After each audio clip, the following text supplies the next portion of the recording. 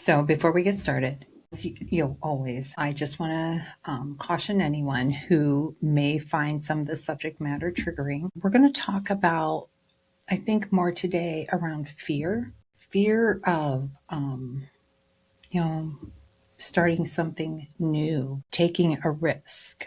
And I know sometimes fear can be very triggering. So, think for a moment how you feel about this, and you can always come back later. So, let's get started. So, last week, when we left off, or when I left off, I was mentioning that I was going on this, big family trip. So, I left last Saturday and I got back yesterday on the 18th. And I know originally I said I wasn't sure if I was going to be able to get a show out for this week. And throughout the whole week, the whole vacation, I kept having this reoccurring thought come up around doing a recording around fear. And it has stayed with me all week long. So that's what we're going to work on. So fear, what really started this for me, around this subject of fear, and I'm going to use it kind of in terms of what was triggering my fear prior to me leaving on vacation. Part of it, a large part of it, was traveling by myself. I really am not crazy about traveling by myself, but when I have to make connecting flights and things like that, I could actually start to feel this fear building up inside me. It was like a pressure of don't do this, don't do this, don't do this. And the thing was, that was my mind telling me a story. Now, I've honestly never had a problem with flying anywhere or any connecting flights or anything like that. So I'm not sure where that fear was coming in for me around connecting flights and things like that. I know I have a very deep fear of getting lost. And I've always had that, or repeating the same mistakes. And so those are kind of like my big guys. And so, but anyway, I got to the airport, at an airport that I'm familiar with, going into Charlotte to connect to Daytona Beach. Now, I've never been to Charlotte.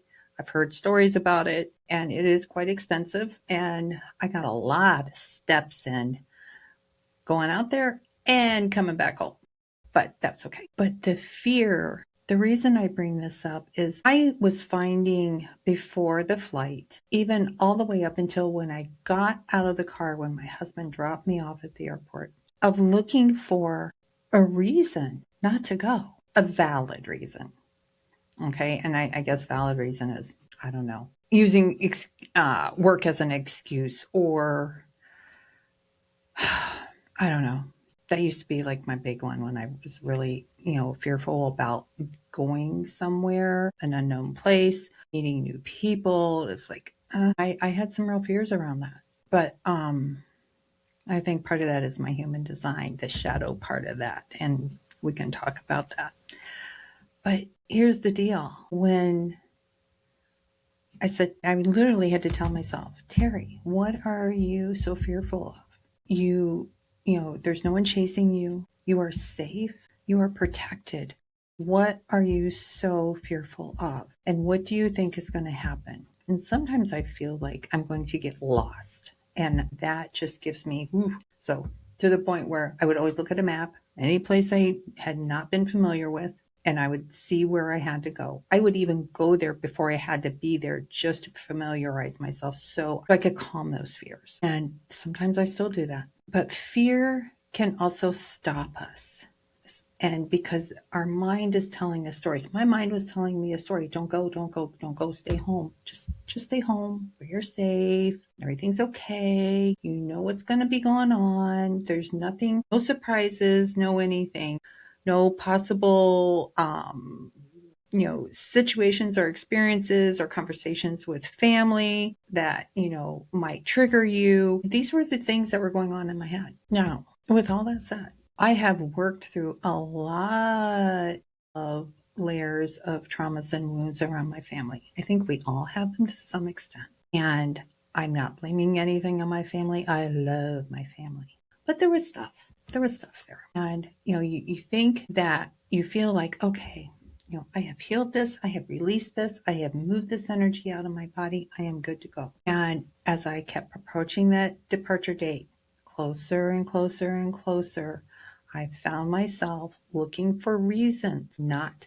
to go. And I was also tapping a lot. I was tapping daily, sometimes 2 and 3 times a day, because I knew that this fear was something my mind was a story my mind was telling me. And I can also say, through all the healing that I have gone through around the family traumas and things of that nature, the fear and the anxiousness in that was not near what it used to be even 5, 10 years ago, to the point where it would actually stop me in my tracks. I could not move forward. So there's a little bump for healing really does work. It really, really does. When we can heal from those traumas, it could be a trauma of self-judgment. And we can put ourselves into all kinds of self-judgment, can't we?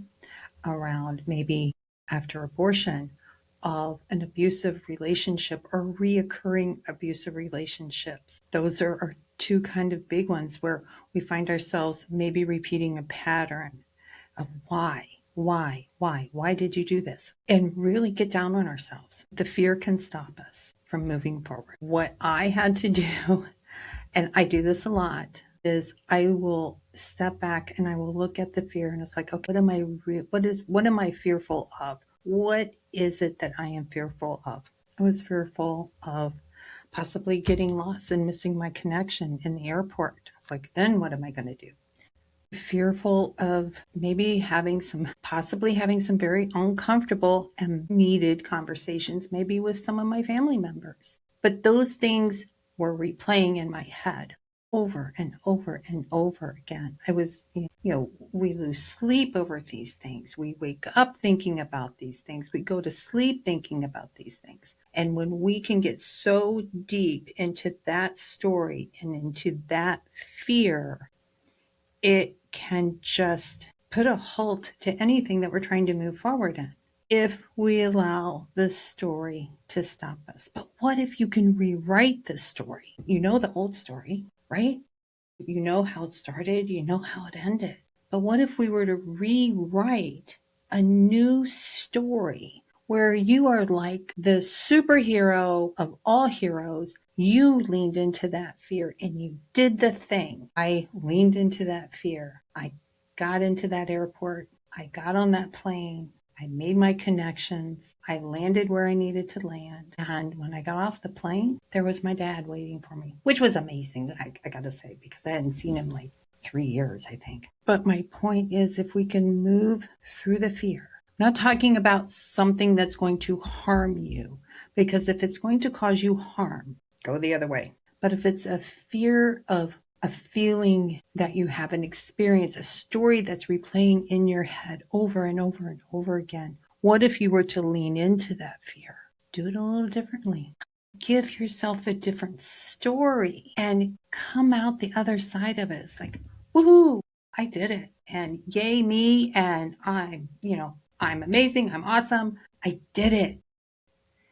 And let yourself celebrate that you did it. Not just kind of like, yeah, okay, I did it. No big deal. That's cool. But it is a big deal.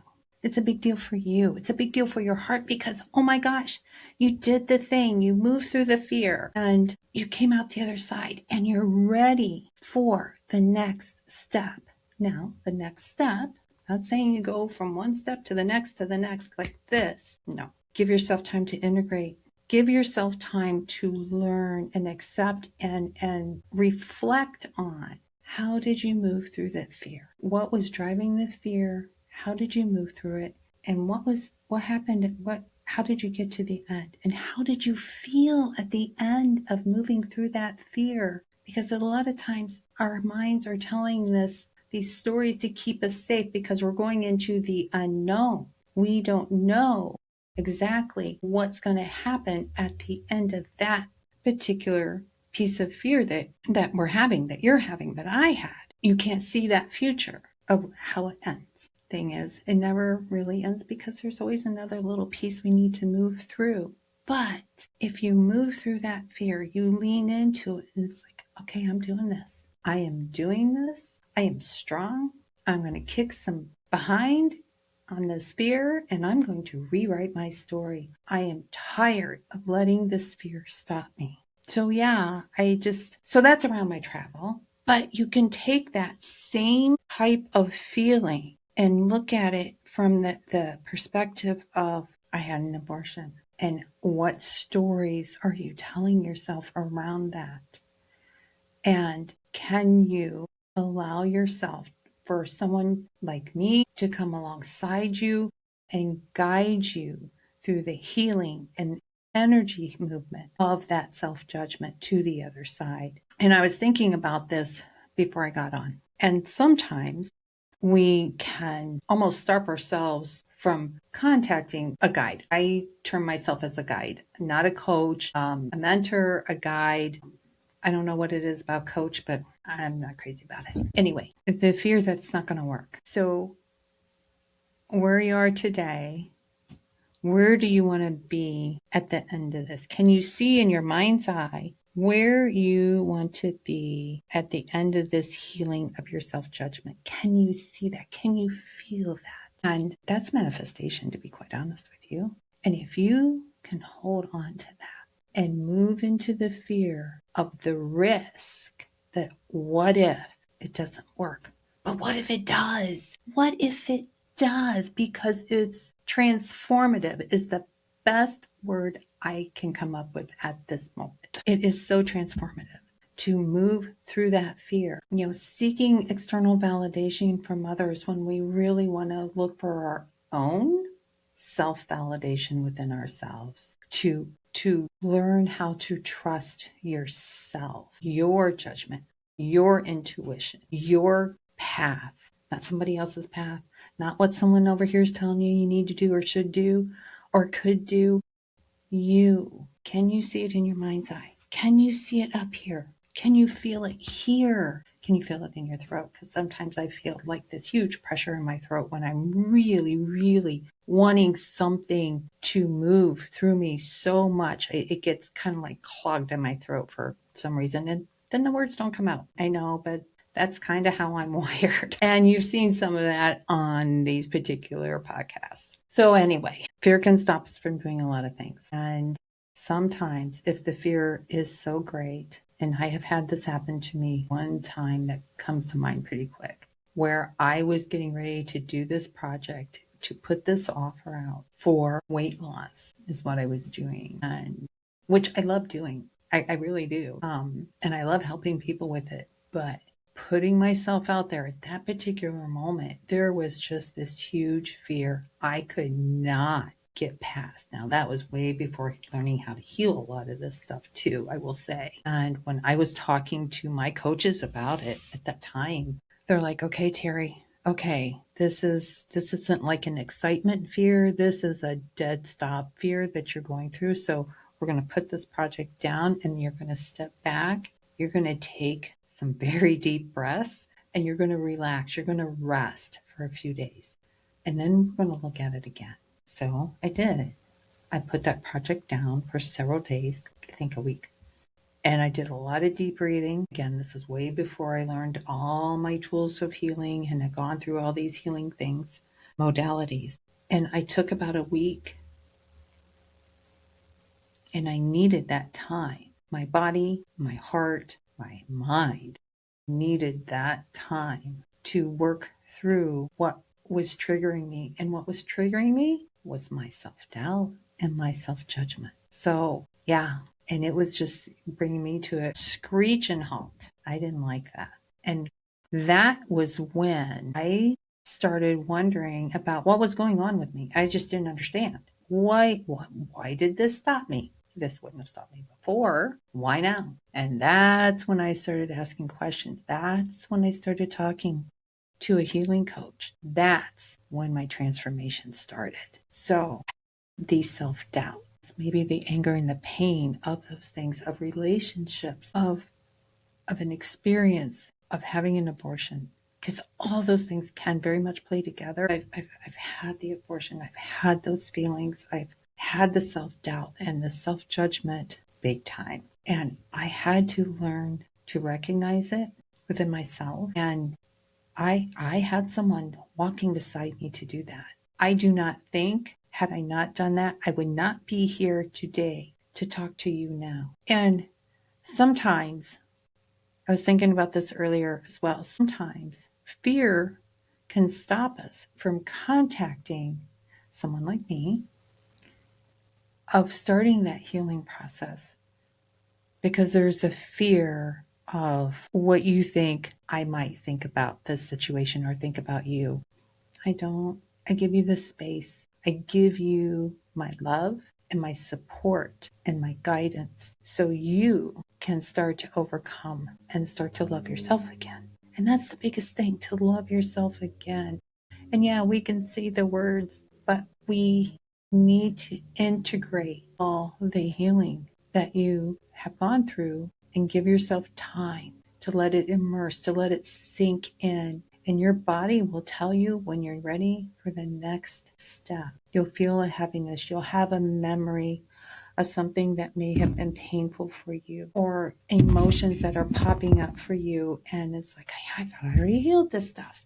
Your body's telling you you're ready for the next layer of a deeper healing. And I know when I first started on my healing journey, I had some fear around what would be uncovered. Was I ready for that? Here's the thing. Your body is going to tell you where to start. And when it gets to a level where you feel, hey, I get it. I feel so much better. Okay, that's where we stop. That's where you take the rest. You take the time to integrate. You take the time to immerse, time to give yourself that healing respite that you need. And when it's time to do it again, you will start to feel that heaviness of a memory, of an emotion. It's like, I thought I healed this like 2 times before. Healing is a constant journey, and it comes in layers. And your body does tell you when you're ready for the next layer. So with me, we go where you need to go. We start where you need to start, and we go as far as you can go. So we may, we might get through, I don't know, let's just say 6 sessions for the sake of conversation at the moment. It could be less, it could be more. I don't know. Everybody's different. And you have this, oh my gosh, I feel so much better. Thank you, thank you, thank you. And I'm going to say, okay, give yourself time. Give yourself time. Give yourself rest. Sleep. Let yourself feel the things that are coming up. Don't hide them. Don't shove them aside. Don't do all the habits that we had prior to our sessions, but start using those tools. And then you'll know when it's time for the next one. So fear can stop us. Fear can also motivate us if we want to rewrite our story. And that's really what this is about, is rewriting your story. And what is it? What happens if you don't? What happens if you don't? You're like, nope, nope, nope, nope, not. And maybe it's because you're not ready yet. And that's okay. You'll know when you're ready. I truly believe that. But if it's the fear that's stopping you, I would ask you to consider leaning into the fear, moving into the healing modality, and see just what happens to feel that transformation. Is just, for me, it's beyond words. It blows my mind every time when I watch someone go through a transformation, or when I have one of my own. It's kind of like the flying thing. Like I said, I had myself so wound up tight over this thing. I was not helping myself. But I did it anyway. I leaned into it and I did it. And what would it have cost if I didn't? What would have happened? I wouldn't have gotten on that flight. I wouldn't have had an amazing time with my daughter and my son-in-law, my father, my granddaughter, my great-granddaughters. Yep, there's 3 of them. I know. Woo. And they're so cute. And I would have missed all that because I had this fear, this story of fear running rampant in my mind for 2 weeks. And the closer I got to that departure date, the more intense those stories got. When I started my healing, the first session of my healing, I will tell you full transparency, I was scared to death. I really was. Because I didn't know what they were going to think about me if I told them my story. But here's the thing. We've all been through stuff. We have. We all have. There is no judgment. Not from me to you. No, no, no, no. No judgment at all. But love, absolutely. Sometimes it's love in words that say, hey, look, you gotta make a decision here. What do you want to do? And what are you willing to do to make that happen for yourself? Because I've had people ask me that. And when they did, I was like, whoa, what? Took me totally by surprise. Never see how it coming. But it was a very fair question because I'll give you my time. I will give you my space.